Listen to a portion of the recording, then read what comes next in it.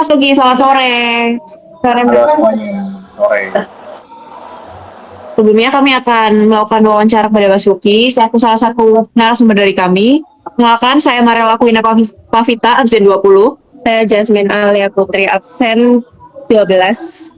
Di sini kami akan mengajukan beberapa pertanyaan nih, Mas. Tapi sebetulnya kami ingin bertanya dulu nih, Mas Luki, portofolionya seperti apa, backgroundnya seperti apa, seperti itu. Apakah berkenan dijawab, Mas? Oke, kenalin dulu aku Luki Songko. Aku koordinator wilayah dari Pemuda Parlemen Indonesia dengan keseharian saya mengenai bidang politik dan hukum. Baru menyelesaikan studi di bidang ilmu hukum di Universitas Muhammadiyah Surakarta.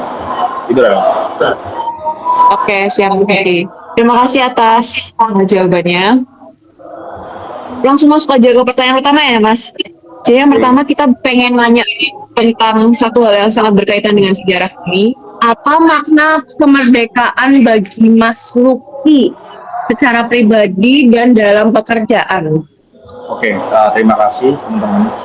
Kalau kita beri apa, aku tuh punya apa namanya prinsip bahwa ada cara patria, carrier libertas. Jadi aku mencintai tanah airku, tapi aku lebih mencintai kemerdekaan. Bagi aku tuh kemerdekaan itu adalah bagaimana kita bersikap bebas atas apa yang kita pikirkan, atas apa yang kita kerjakan dan atas apa yang kita ingin. Jadi tidak ada intervensi dari pihak manapun, tidak ada aturan dari pihak manapun yang apa namanya mendiskripsikan atas dasar pemikiran kita. Dan juga kita harus yang namanya merdeka itu berdiri di atas kaki sendiri. Bangsa yang besar adalah bangsa yang merdeka dan masyarakat yang sejahtera adalah masyarakat yang berdikari. Begitu teman-teman.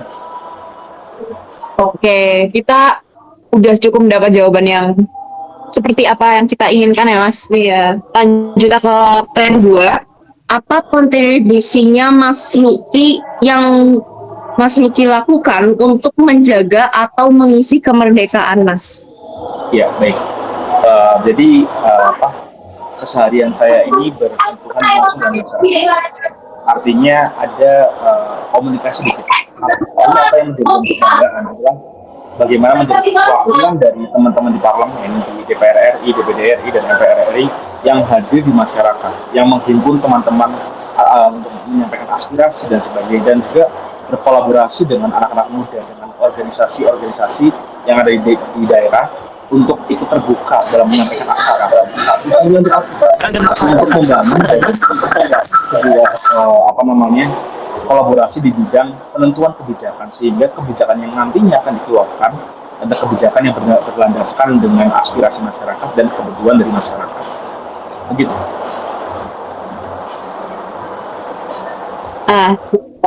Untuk Mas Luki sendiri kan kontribusinya seperti itu ya, Mas.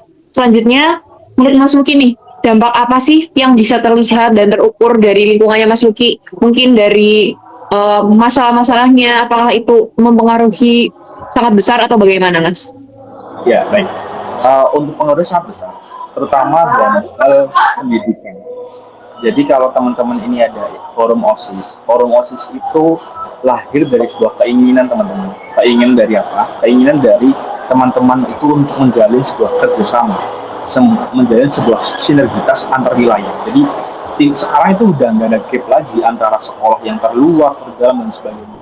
Yang terhimpun menjadi satu sehingga apa? Sehingga adanya konektivitas yang terjadi. Nah itu termasuk dalam keberhasilan kami teman-teman di apa namanya di parlemen untuk menyisir teman-teman di daerah agar bisa menghimpun satu sama lain, menyampaikan aspirasi, menyampaikan keluh kesahnya. Misalkan ada masyarakat di Banyumas kemarin di desa Langgong Sari itu ada Mbak Darisam itu yang membutuhkan bantuan dari pemerintah. Ini ada sinergitas antara organisasi untuk bisa menyatukan bagaimana kemanusiaan itu bisa tersampaikan dan juga bisa mendapatkan keadilan yang seharusnya diberikan oleh si pemerintah ini. Next, Mas, ini masih ada keterkaitannya nih dengan pertanyaan sebelumnya. Dari dampak-dampak itu kan pasti ada beberapa hal yang mempengaruhi ya, Mas. Mas Luki punya tantangan terbesar apa sih? Dan gimana sih cara Mas Luki mengatasi tantangan itu? Oke, jadi ada satu cerita ini teman-teman. kita pernah melaporkan kasus korupsi dana desa, BLT, penggelapan mobil dinas dan sebagainya. Tantangan apa? Tantangannya adalah intervensi.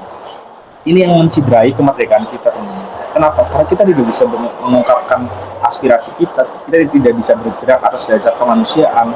Karena apa? Karena ada intervensi. Sehingga tantangan terbesarnya adalah bagaimana menyingkirkan intervensi ini, bagaimana untuk tidak takut, bagaimana untuk tetap dalam prinsip berbicara, sehingga intervensi itu menjadi salah satu catatan bagi kita semua agar tetap tetap selalu bersama-sama agar tidak goyah, agar tidak meninggalkan hak dan kewajibannya sebagai masyarakat. Lalu untuk pertanyaan selanjutnya nih Mas, nilai Pancasila apa yang paling terasa dalam karya Mas Luki? Ya, apalagi dengan pesannya Mas Luki yang berkecimpung di dunia itu gitu. Apalagi dengan Mas Luki juga yang lulusan Fakultas Hukum masih sangat bersinar. Oke, ada satu Pancasila yang sampai saat ini harus diperjuangkan ini, yaitu kemanusiaan yang adil dan beradab. Jadi kalau kita bisa mendengar bahwa kayaknya nggak ada lah yang lebih tinggi daripada adab. Kalau kita menjalankan kemanusiaan berlandaskan dengan adab, maka kemerdekaan itu akan terwujud. Karena sesama manusia akan merasakan bagaimana ternyata rasa sedih itu seperti itu ya. Ternyata rasa yang tidak adil itu seperti itu. Sehingga apa? Sehingga kemanusiaan yang adil dan beradab ini harus sekali kita junjung tinggi-tinggi. Walaupun satu Tuhan yang Maha Esa, persatuan Indonesia dan sebagainya, itu juga penting. Tapi bagi saya, kemanusiaan yang adil dan beradab adalah sila yang bahasanya lebih penting karena ini menyangkut harkat martabat kemerdekaan, harkat martabat dari setiap individu. Itu ya. Oke, makasih jawabannya Mas Luki. Nah, ya mungkin belum terakhir banget ya, nanti ada konklusi sedikit. Menurut Mas Luki ini pesan praktis untuk generasi muda masa kini yang mana udah tinggal melanjutkan kemerdekaan ya Mas, dari masa Orde Lama juga sampai reformasi, terus ada dinamikanya juga. Mas Luki pengen ngasih pesan apa buat generasi muda masa kini? Oke, mungkin kalau pesan mungkin enggak ya, bukan pesan, tapi kita harus punya komitmen bareng, teman-teman. Komitmen barengnya itu adalah kita harus hadir untuk masyarakat. Apapun background kita, apapun pendidikan kita, kemanusiaan yang ada di negara itu adalah tonggak utama untuk mencapai kemerdekaan bangsa. Sehingga apa teman-teman? Kita harus tetap menjaga rasa kemanusiaan. Kita tetap berkolaborasi, kita harus tetap punya optimisme, kita harus punya rasa kritis yang tinggi. Karena kalau nggak ada anak muda, nggak ada Indonesia. Kalau nggak ada anak muda, Indonesia nggak ada teman-teman. Apakah Indonesia akan sebesar ini sekarang? Tidak. Tapi kalau ada persatuan Indonesia yang diinisiasi oleh anak muda, itu akan bisa membawa sebuah marwah sendiri, marwah Nusantara, anak muda Nusantara, sehingga bisa mewujudkan apa yang dicita-citakan bangsa, apa yang dicita-citakan oleh founding father kita, dan kita bisa berkontribusi untuk kedepannya. Apapun itu, background kita apapun itu, tetap mencintai bangsa Indonesia. Ya, makasih Mas. Lalu mungkin ada satu conclusion dari kami ya, Mas. Itu banyak hal yang Mas Luki jawab juga, terus banyak hal juga yang memberikan pesan untuk kami. Mas Luki kira-kira ada satu conclusion nggak buat pesan juga buat kita pribadi gitu, buat kami pribadi? Oke, konklusinya itu teman-teman harus berani untuk menyampaikan aspirasi, menyampaikan pikirannya, dan harus berani untuk tetap pada pikirannya sendiri tanpa adanya intervensi apapun.